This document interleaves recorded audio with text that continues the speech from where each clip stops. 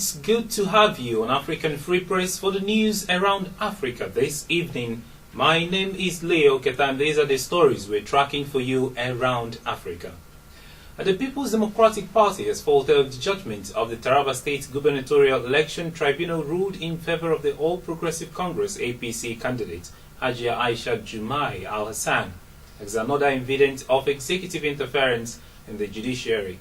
National Publicity Secretary to the PDP Chief Olisa Meto issued a statement saying the Taraba State Tribunal ruling again brings to the fore the organized plan by President Muhammadu Buhari's led APC federal government to deploy all unorthodox means to decimate the opposition. Subsequently, no fewer than 30 persons were killed on Sunday in Wukari Town, Taraba State, as violence broke out following the judgment of Election Petitions Tribunal, which nullified the election of Governor Darius Ishaku. Some touts were said to have taken advantage of the anti-ruling protests to unleash mayhem, while some residents fled their homes to the bush for safety. Gunshots also rent the air earlier in the day before the deployment of security agents to restore order. In the same vein, the People's Democratic Party (PDP) had saluted the Golden Eaglets for Sunday's World Cup victory, describing it as a bold statement by the Nigerian youth against a series of uninspiring and negative utterances and actions of the President Muhammadu Buhari-led APC government that has been demarcating the nation in the international arena. And a former top shot of the Nigerian National Petroleum Corporation (NNPC), Barrister Paul Ajetumobi, has attributed the bad conditions of the nation's refineries to obsolete laws inhibiting the smooth operation. Ajetumobi, who recently retired as a human resource manager of the Warri Refinery and Petrochemical Company, said the bad conditions of the refineries would persist unless steps were taken to change existing laws that make it difficult to do their turnaround maintenance as at when due.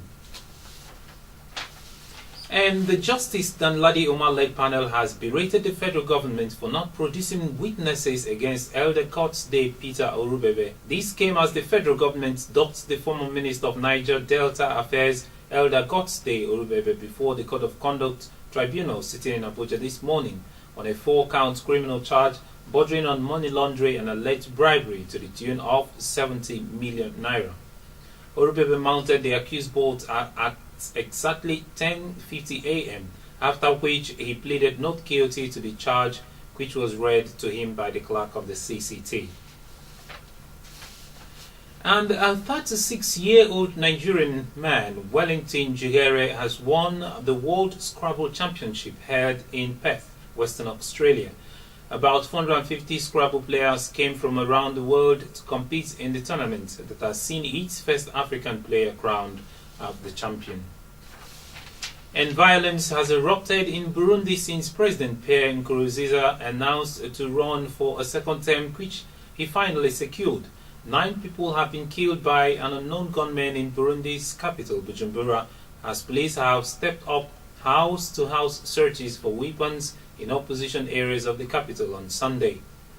President of neighboring Rwanda, Paul Kagame, who is a sharp critic of Nkurunziza, has accused Burundi's leaders of carrying out massacres and warned a spiral of violence could lead to civil war or even genocide. He said what was happening in Burundi reminded him of the 1994 genocide that occurred in Rwanda. And meanwhile, MTN Group Chief Executive Officer Sifisco Dabengwa has resigned over the $5.2 billion fine it received from the Nigerian telecoms regulator, the Nigerian Communications Commission (NCC). The fine was imposed after MTN's Nigeria Group operation failed to disconnect 5.1 million unregistered SIM cards. Born in Zimbabwe, Dabengwa has been the group CEO of MTN since March 2011. There are speculations that more senior executives at MTN may leave the telecoms firm after the resignation of its group chief executive officer. And that's the news for you this evening from African Free Press around Africa.